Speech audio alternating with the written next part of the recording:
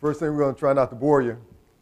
And I'm going to deviate from what's on the schedule because I think it's important to not only talk about erectile dysfunction, but about two other entities that most of us will encounter in our lives or know someone who will encounter those diseases.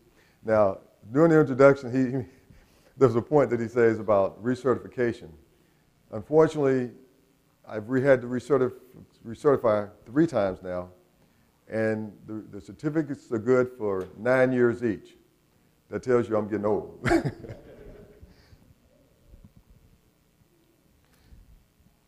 Urology, of course, is the practice of medicine, and we take care of the medical diseases of the urinary system, both in the male and the female, but we also take care of the reproductive system in men. And today we're going to deal with some common disease processes in men. BPH is the main one that we're going to have. Usually at onset about age 40, and you can start having symptoms from then until whenever. And of course, prostate cancer, everybody talks about it. It's important because we still have far too many men dying of that disease process in our country. And of course, erectile dysfunction. This is when mama puts you on the sofa and you need some help to get back in the bedroom. Now, BPH, what is it? It's a benign growth of the prostate gland. It's not a cancer. It's a benign growth that will slowly and mechanically block the urinary flow from the bladder. Starts about age 40, and it's a slow, ongoing process, meaning that you're not going to all of a sudden have symptoms. They're slow onset, and eventually one day, if you ignore it to the point, you may end up in some severe problems. And basically, a general look at the anatomy here, as you can see, you have the urinary bladder, and of course the prostate. I don't have a pointer, but the prostate, of course, then you have the urethra. And as that gland grows, basically that causes a mechanical blockage to the urinary bladder and, of course, obstructed urinary flow rates, and you start having symptoms. And another picture in the sagittal, as you can see, prostate rectum, so that dreaded DRE that everybody just hates to have done, you can see where the finger goes and what we're feeling on the backside of the prostate. Now, some of the symptoms that you'll have early on will be nocturia. Why is that one of the early symptoms? It's early because it breaks your sleep patterns. You remember, I'm getting up at night. I can't work the next day. I got to get up at 4:30 in the morning and be wherever, and I done got up 5 times. You're having problems. The stream becomes slower. You can't write your name in the sand anymore. You get ready to go start, and it kind of stops on you, and you kind of use your stomach muscles to kind of push it to get yourself going. You're having problems.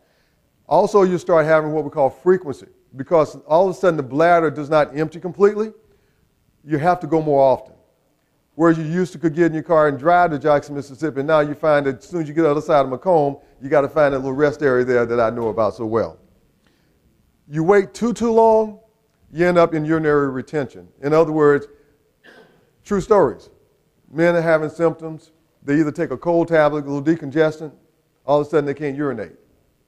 They'll take a long flight, and they don't want to get up and go to the bathroom on the flight. It's like a 4-hour flight. Normally they're going every 2 hours, 2.5 hours, so they'll sit there and hold it.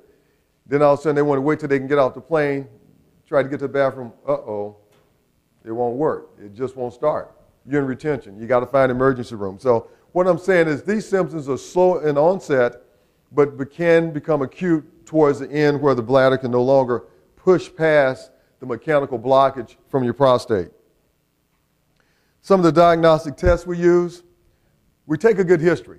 Now, that's important because when they say, I'm getting up at night going to the bathroom, well, if the guy's got a gallon of iced tea sitting there by the bedside and he's drinking all night long, of course he's going to get up. You got to find that out because, you know, and sometimes it becomes hard to determine, is it a volume problem or is it a retention problem or is he just drinking too much fluid? So you need to do that.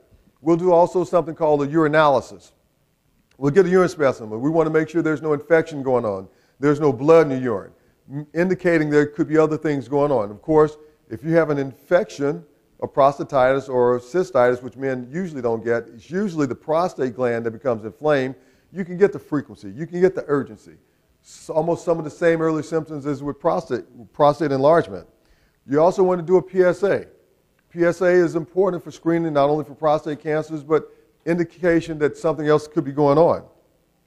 We'll do a rectal exam. Are there any nodules on the prostate? Is it markedly enlarged? The thing comes to me sometimes, well, is my gland swollen? It's really not a swelling of the gland, it's a growth of the gland. What we're talking is a benign tumor that's actually growing in that prostate gland. So it's important to realize it's swelling is when you have a twisted ankle and you get edema in there. This is not edema. This is a benign growth, okay? Sometimes, of course, unfortunately, it may become cancerous. We will also do what's called a uroflow. Uroflow is basically, we'll have this nice little funnel, and it's hooked to my computer, and we'll have you to empty your bladder, and it measures your actual flow rates, and we can see how well you're voiding. A good flow rate would be a pattern, a bell-shaped curve. Now, some people coming in, they're doing this, and doing this, and doing this.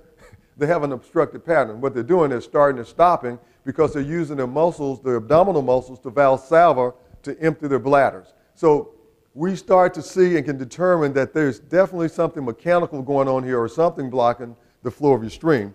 And of course, cystoscopy, where we actually take a look inside the bladder to see if there's anything mechanically obstruction. Is there scar tissue? Is there a bladder stone? Or is it just the prostate that's blocking you off?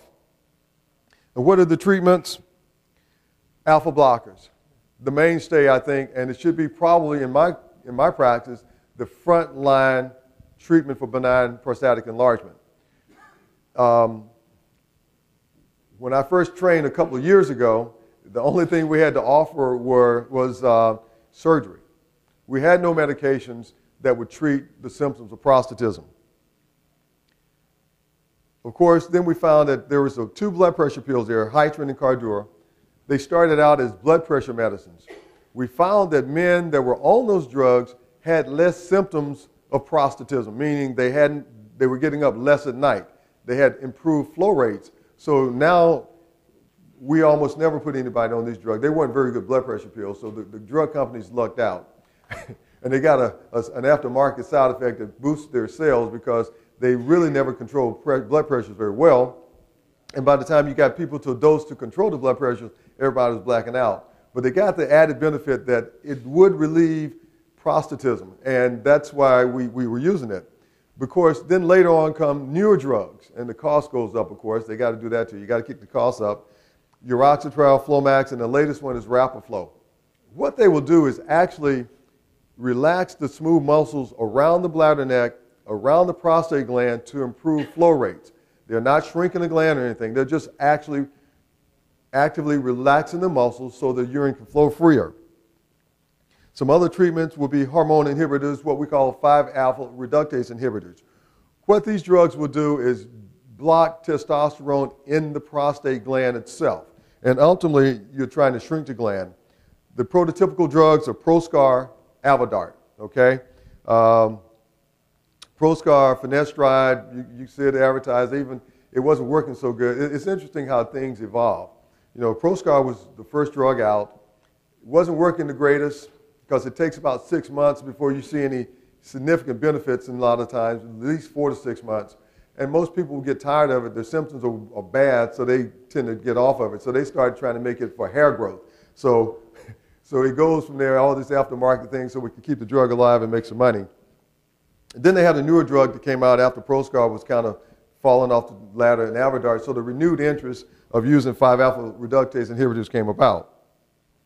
Of course, surgery. Now, this has always been the gold standard, and there's different ways to do surgeries. We've nuked them, we've microwaved them, we've scraped them, we've lasered them, we put stents in them, you name it. We tried to come up with every kind of way in the world to surgically treat prostate disease. Now, the TURP, the transurethral resection of the prostate, is still the gold standard. I don't care what they come up with, it always gets compared to that old procedure where you actually shave out prostate tissue. It's the gold standard because you not only acutely get relief of your symptoms, but you also get tissue for diagnostic testing. You can effectively unblock the gland by shaving out the prostate. The problems, of course, anytime you have surgery, the potential for bleeding, potential for infections, things of this nature come about. But all the other treatments surgically, the laser, the tuna, the microwave tuna, basically office procedures. And at the very bottom, you see open prostatectomy. Now, before we came out with endoscopic procedures, we actually had to open up the bladder, open up the prostatic capsule to enucleate out this adenoma. Now, that's old school. And I hear rumors before they had gloves, the doctors would go in there and he'd have a glove, he'd take it off and take his finger and shell this big adenoma out. Now, occasionally, I will have a patient that will come through whose prostate is so large, there's nothing you can do with it endoscopically.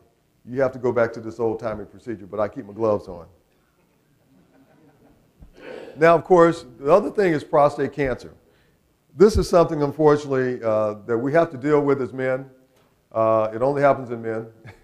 I had a lady come the other day and says, I wonder if I have prostate cancer. I said, ma'am, I can assure you, you don't.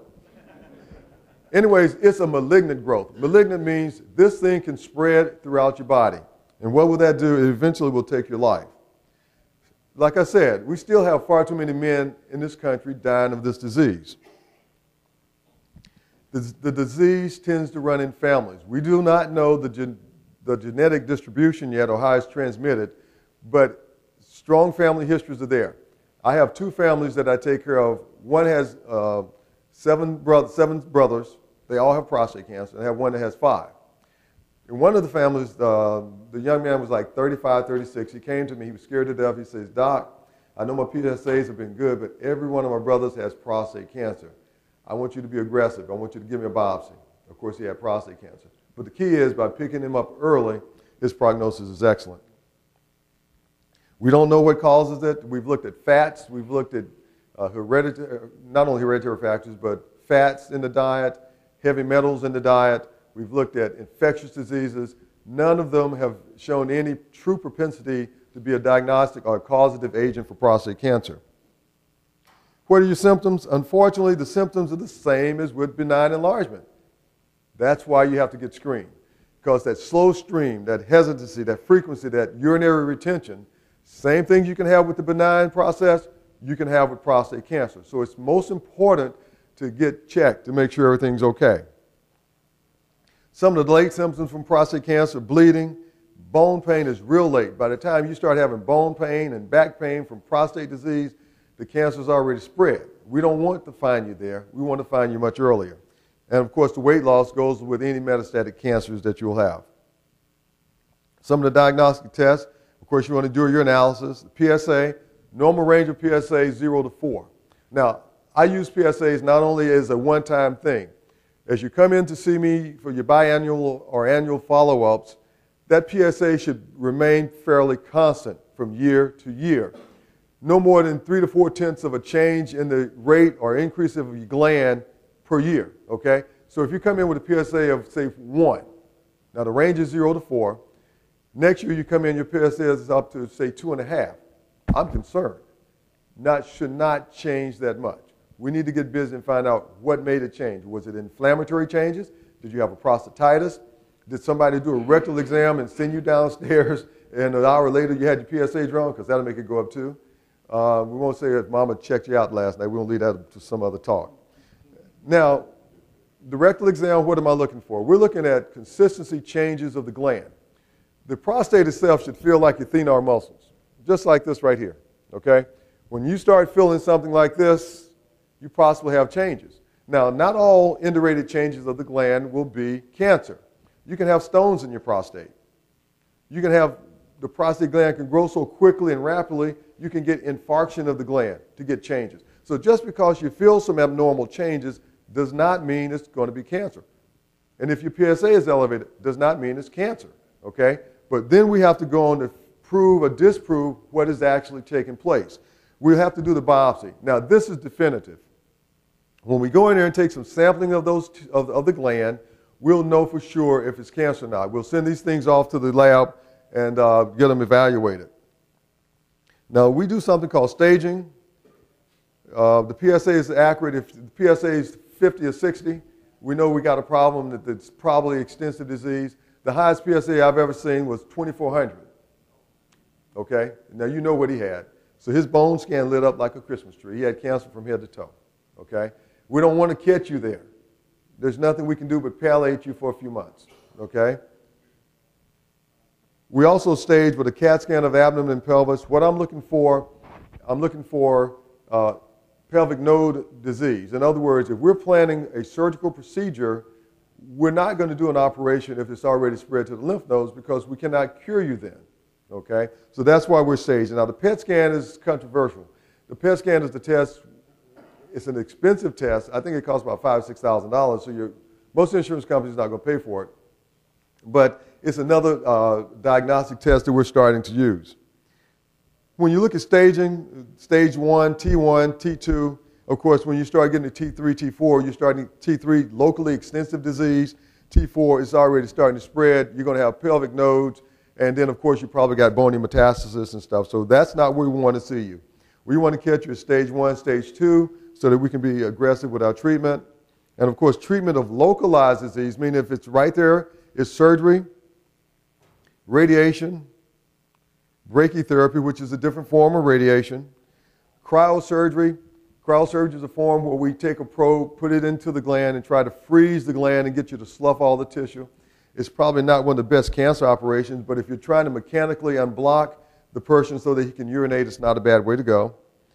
And, of course, hormonal ablation. Hormonal ablation means we're going to give you shots to block the production of testosterone in your body to shrink down the prostate cancer. Now, that's not, to me, the best treatment for localized disease because it doesn't cure you. It only slows the disease process.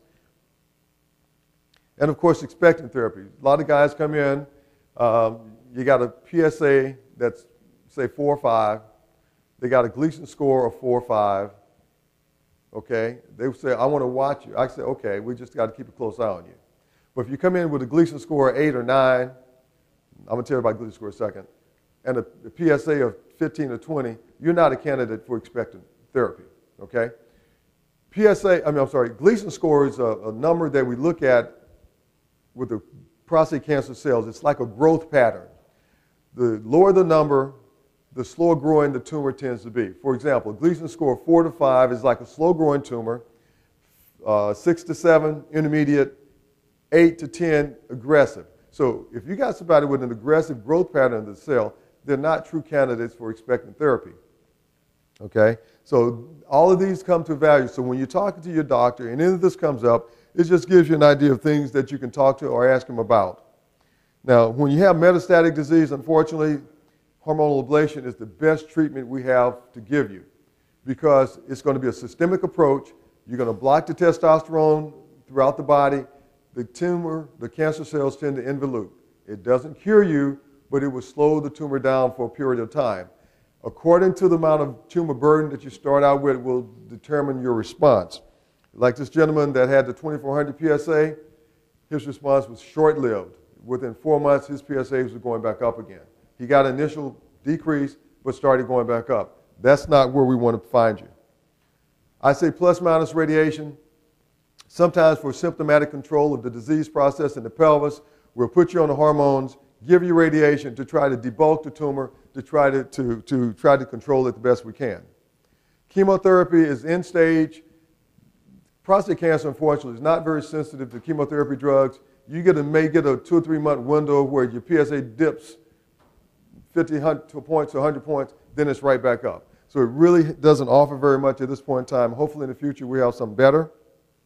And we go from there. Some of the complications, incontinence, impotence, rectal injuries during surgeries or radiation, cystitis, you can get infections because you have to be instrumented. And of course, treatment success depends on disease at time of diagnosis. In other words, one thing, early detection. If we detect it early, while it's localized to the prostate, the success rate goes up. And I feel the screening should start at the age of 40. Now, every now and then, if there's this family out there with every sibling, male sibling, having prostate cancer, then you may want to drop it down to 35 because you're dealing with a different genetic pattern here. These guys are highly susceptible to developing prostate cancer, so you may want to start earlier on them. We're going to talk about some erectile dysfunction. I'm going to go through this quickly so that we can have some question and answers. Erectile dysfunctions. inability to maintain a successful an erection for mutual. It ain't about yourself no more, guys. You got to give it up. Mama got to be happy too, okay? Can't be selfish. This is a schematic just showing you how complex the erectile, the penis is. Most people think it's very, penis is very complex. You got your dorsal nerve, you got your dorsal veins, the erectile bodies, the big corporal bodies that says, if you see corpora cavernosum, these are cavernous channels that become engorged with blood to give you a good erection. Of course, the urethra down there is where the urine's coming out from the bladder, and even around that, there's a spongy tissue that takes blood to the glans penis for it to become erect. So the penis is very complex. So you got to take care of it. Just a cross section. As you can see, another schematic. And here you can see one of the disease processes that we see a lot. This fibrous plaque, we call it Peyronie's disease. Unfortunately, we see a lot of that. Quite often it comes from trauma. Quite often it comes from inflammatory processes. Most times when it develops, people forget that there was some event that happened to them to precipitate, and they say, I don't know what happened. But most people don't want to tell you the truth, that mama took advantage of it. Some of the etiologies of erectile dysfunction: aging. If somebody walks up to you and says, you know, doc, I'm 75, I'm as good now as I was when I was 25, I'm going to say, don't think you were too good at 25 either, huh? Medical diseases. One thing I like for you to remember from this talk, erectile dysfunction is not just a localized disease of the penis. It's a systemic process. Hypertension, diabetes, vascular diseases. So when a young man comes into me, he's only concerned about his erections, I'm going to send him to the cardiologist because I'm worried about, is there something going on with his heart? Because there's usually comorbid conditions going on that he needs to address. Now, we also can have trauma, pelvic fractures, gunshot wounds. Things can cause injuries to the pelvic nerves. These can cause problems with erections. We're seeing a lot of people having surgery for prostate cancer. As we said earlier, it's one of the side effects, erectile dysfunctions. Even if you have radiation, don't believe my oncology friends. If you irradiate the pelvic nerve is going to get scarred down, the blood vessels is going to scar down, you're going to have impotence. It won't happen as soon as with surgery, but eventually you will have problems with erectile dysfunctions. And also psychological. You have guys coming in and, you know, you can sort of kind of figure them out. They've never quite felt comfortable with who they are, and just nothing has ever worked for them. And then you start sending him to the psychiatrist because all your workup is negative and you don't find anything going on. He may need some psychological help. Some of the diagnostic tests, okay, it's a good history, a good physical exam, make sure there's no plaques, make sure that he has normal sensation on the glans penis. You do routine blood work. I'm going to check a blood sugar. Of course, you're going to check the PSAs too, but you want to see, is there anything else going on? Does he have some liver disease? So you want to do a full chemistry analysis. Is there some other systemic process going on? Maybe check his thyroid function, because all of those disease processes can affect his erectile dysfunction. Hormone levels, and one thing that we're doing nowadays, everybody walks in, everybody wants to put people on testosterone. Now, I'm one of those guys, I'm old school. Testosterone levels play very little effect for your ability to maintain an erection. Erection's a blood flow thing. It's where you release the nerve fibers to stimulate the blood vessels to release nitrous oxide. That gives you the good erection. So if you can't do that, testosterone is not going to help you. You can put you on all the testosterone in the world. Testosterone tends to help with libido, the desire to have sex, okay? I've had patients come in, they go to sex clinics, testosterone levels 1,500, which is too high. I have no energy, I got no sex drive. I'm looking at them saying, well, it's not your testosterone, you need other help. Then I got guys that I'm treating for prostate cancer, and to treat prostate cancer that's metastatic, of course, we take away the male hormones, remember? They come in with testosterone levels of 20, and he's mad because it ain't getting up. So there's a range. Testosterone is important, but I think right now, and we're overplaying the importance of it in true erections and things of that nature. I'll do something called a penile Doppler flow to see how well the blood flows to the penis. And some of the treatments, if there's a hormonal imbalance, thyroid dysfunction or whatever, you want to correct all those. If the patient has diabetes that's untreated, out of control, he needs to be treated. You'd be surprised that things will return towards normal when some of these medical issues are addressed. Of course, PDE5 inhibitors. We're talking about the Viagras and the Cialises and the Levitras. Here we go. Now, Viagra is a quick story. Y'all probably know the story already. Viagra started out, it's the premier drug in that class. It started out as a pill to compete with nitroglycerin. The company was looking for a drug that would relieve heart pain. So they put these people on Viagra. And they were in a clinical trial. They was actually giving it to patients. And all of a sudden they realized the data they weren't getting any release of heart pains. So they asked the men to give all the drugs back. And they said, no, we want to keep this stuff. They said, well, why? They said, well, hey, man, I ain't had hard on like that in a long time. So the guys got to work trying to figure out what was happening. Well, what was happening, it wasn't dilating up the arteries to the heart, dilating up the arteries to what really matters. You don't love with your heart anyways. They only break your heart. So I think we've got to change the subject here. Then, of course, we have injection therapy. As a matter of fact, injection therapy has been around a long time. There was a doctor who actually was, to prove that it worked, came on stage to give a lecture and actually injected himself and walked out on stage. True story. So injection therapy has been around a long time and mixed results. The problem with it, of course, it's not user-friendly. You show me one person who looks forward to injecting himself with that needle, I'm going to show you somebody who's almost sent to the psychiatrist. Okay, but it does work. Now, sometimes we have to use it because it does work. Of course, the drugs that we use in injection, registine, papaverine, prostaglandin E1. Now, sometimes you can use the triple mix, bimix. Bimix means you use registine, papaverine by itself. Triple mix, you use all three. The triple mix, of course, is more potent. One of the problems sometimes we run in with the prostaglandin, it's a pain mediator, and sometimes patients will use it. They'll have severe pain in not only the penis, but it may even go into the buttocks because you're dilating those veins, the arteries, I should say, into the butt and everything, and they get this throbbing pain, and some of them, they're so painful, they can't even have sex. So you can't use it in everybody, but it does work. Muse is a little pellet that goes into the urethra, and it's prostaglandin E1. You're relying on absorption to get it into the system. The Erectile system, the vacuum system, is something that we use, varying degrees of success. I'm going to be honest with you, in my practice, probably for every, say, 10 patients that would buy one, 8 of them end up on the shelf as a conversation piece. And of course, this is the injection therapy. I tell my patients, don't get too far to the side because the urethra, if you go a little bit further down, of course, you may hit the urethra.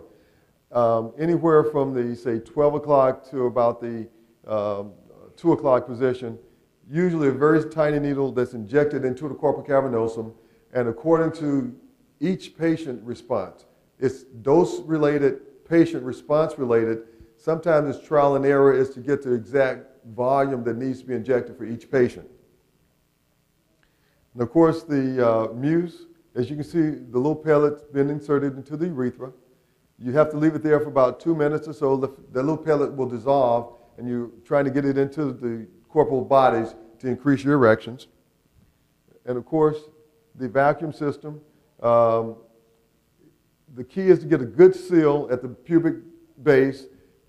You create the negative pressure in the cylinder, pulls blood into the corporal bodies, and you place a rubber band to try to hold the blood into the system. And of course, surgical. Now, this is where I used to make my money till that doggone Viagra came on the scene. What we can do sometimes if there's a corporal defect like that Peyronie's plaque, sometimes we surgically excise that plaque and put a patch on it to straighten the penis. Revascularization things where we would take the inferior mesenteric artery, we take the pudendal artery, try to hook it into the system, into the corporal arteries, and try to get that. The problem is now you've bypassed the normal constriction opening, so you end up with a rigid erection all the time because you have blood going through all the time. And usually these things would clot off within 5 days, so that we don't do that anymore because it just doesn't work very well. And of course the penile implant. They originally came out rigid, and then we moved on to the inflatable. The original rigid was called the small carry-on. That was the name of the guys that came up with it, and so they named it small carry-on. It was just a rigid device. I try not to put those in anymore because usually the inflatables give you a much better physiologic appearing erection. And of course, this is an inflatable device that's implanted. As you can see, the cylinders go into the corporal bodies. Okay, if you remember the anatomy, you had two corporal bodies.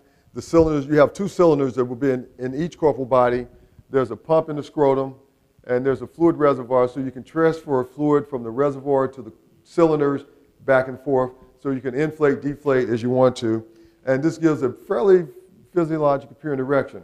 One thing you have to counsel patients is that the glans penis does not become engorged with the system. You still have to rely on the normal circulatory system for the glans penis to become engorged. And a lot of times men are a little disappointed with that. So you have to be sure up front, you tell them about all the little things that you to expect and not to expect. And another thing that I have is that sometimes people go into this expect to be bigger and better than they ever were. And trust me, I can give you no more than God gave you.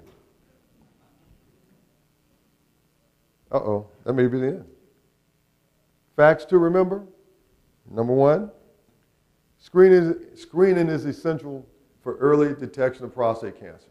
If we find it early, we stand a much better chance of cure. Prostate cancer runs in the family. So if you have prostate cancer, be sure to talk to your brothers, your cousins, your nephews, your sons, to let them know that they're high risk. And remember, ED is a sign of systemic disease processes, okay? It's not just my penis ain't working, it ain't getting hard, you know, there are probably other things going on throughout the body. He needs a good, thorough medical exam. I'm going to stop there and